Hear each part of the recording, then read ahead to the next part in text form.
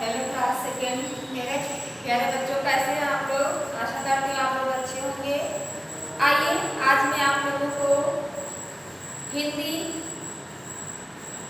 के अंतर्गत पाठ 2 दया और दया पाठ के अंतर्गत आज मैं आप लोगों को भाषा कौशल में शब्द रचना करना बताऊंगी। तो देखिए, शब्द रचना जैसे कोई शब्द है उसमें कोई नया शब्द जोड़कर जो है शब्द रचना किया जाता है, उसे कहते हैं शब्द रचना करना। तो जैसे दयालु, दयालु में ता जोड़ दीजिए, दयालुता बन जाएगा। सरल में ता जोड़ दिए, सरलता बन गया। निकट में ता जोड़ दिया, निकटता बन गया।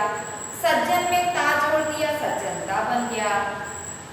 महान में ता जोड़ दिया, महानता बन गया। तो इस तरह ता प्रत्यय जोड़कर जो है नए शब्दों की रचना करना है। प्रत्यय जो शब्द के अंत में लगकर अर्थ प्रकट कर देते हैं, नया अर्थ प्रकट करते हैं, उन्हें प्रत्यय कहते हैं। ऐसे शब्द जो शब्द के अंत में लगकर उसके अर्थ में बदलाव ला देते हैं, उन्हें प्रत्यय शब्द कहते हैं। तो आज मैं आप लोगों को ता प्रत्यय जोड़कर और आलय शब्द जोड़कर शब्द रचना करना बताऊंगी क्लास वर्क में। तो ये हो गया ता प्रत्यय जोड़कर ता लगाकर शब्द बनाना। और आलय जोड़कर, जैसे विद्या में आलय जोड़ दिया, क्या बन गया? विद्यालय। नए शब्द की रचना हो गई ना।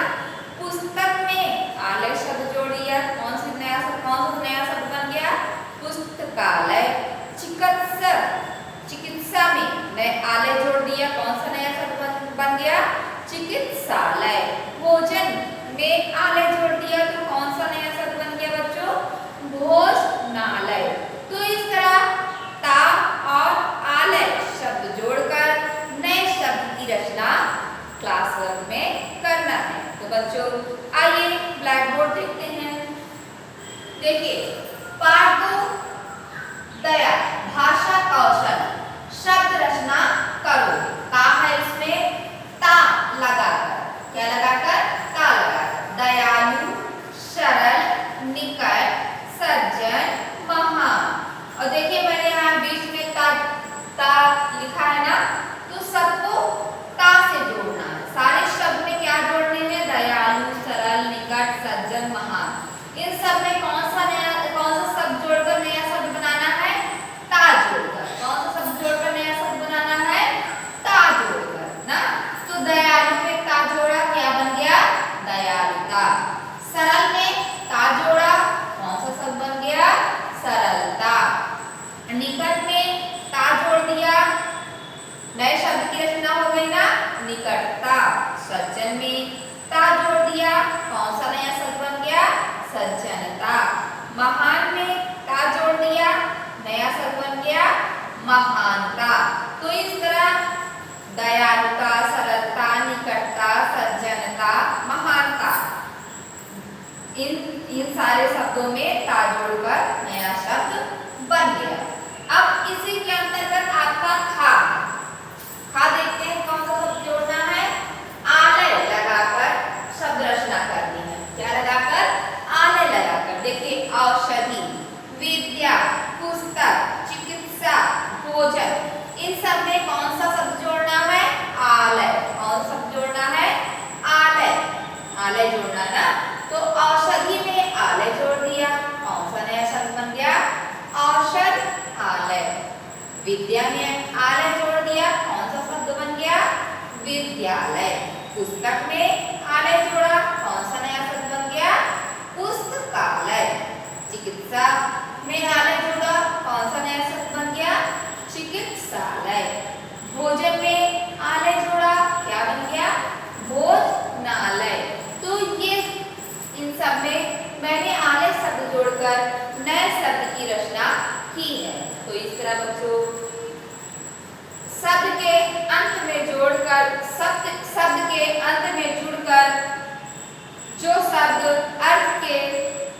के अर्थ में बदलाव ला देते हैं, उन्हें प्रत्यय कहते हैं।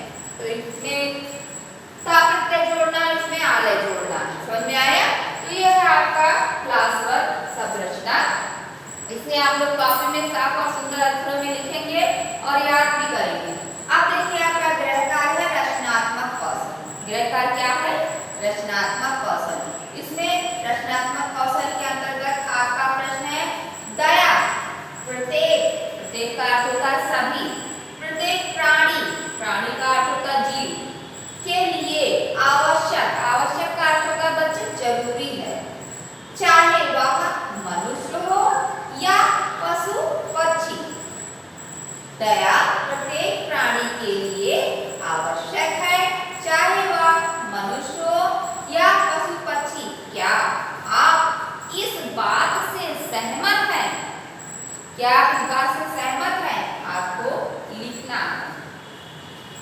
दया प्रत्येक प्राणी के लिए आवश्यक है, चाहे वह मनुष्य हो या पशु पक्षी हो। क्या आप इस बात से सहमत है? आपको लिखना है, तो आप लिखेंगे दया प्रत्येक प्राणी के लिए आवश्यक। हम सभी सहमत है ना?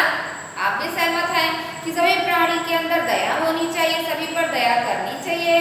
तो आप लिखेंगे दया प्रत्येक प्राणी के लिए आवश्यक है, चाहे वह मनुष्य हो या पशु पक्षी। मैं इस कथन से पूर्णतया, पूरी तरह से, पूर्णतया का अर्थ होता है बच्चों पूर्णतया, पूरी तरह से सहमत हूँ, क्योंकि संसार में जितने भी प्राणी हैं उन सभी में जीवन है। मनुष्य की भांति वह भी सुख दुख कष्ट आदि का अनुभव करते हैं। बहुत कम लोग जानते हैं कि पर्यावरण में संतुलन बनाए रखने के लिए प्रत्येक प्राणी का अपना अपना योगदान होता है। बस अंतर यह है कि मनुष्य सभी जीवों में सबसे अधिक बुद्धिमान है। यही कारण है कि उसने अपने स्वयं के सुख साधन के लिए तमाम भौतिक का अर्थ होता सांसारिक साधन उपलब्ध कर लिए हैं। साथ ही कष्ट निवारण के लिए तमाम औषधियों की भी खोज कर ली है। ऐसी स्थिति में उसका दायित्व, यानी जब उसने अपने लिए सब कुछ उपलब्ध करा लिया है तो उसका दायित्व भी है और कर्तव्य भी है कि वह अन्य प्राणियों के कष्टों का भी निवारण करे। गाय भैंस कुत्ता हाथी आदि कुछ ऐसे भी जीव हैं जिनसे मनुष्य को दूध मिलता है और उनकी रक्षा होती है और सवारी के काम भी आते हैं। ऐसे इन सभी जीवों पर दया भाव रखना वास्तव में सच्ची ईश्वर सेवा है और सच्ची पूजा भी है।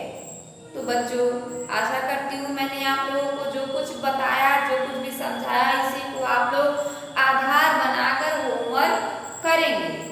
समझ में आया? चलिए फिर मिलेंगे। Thank you.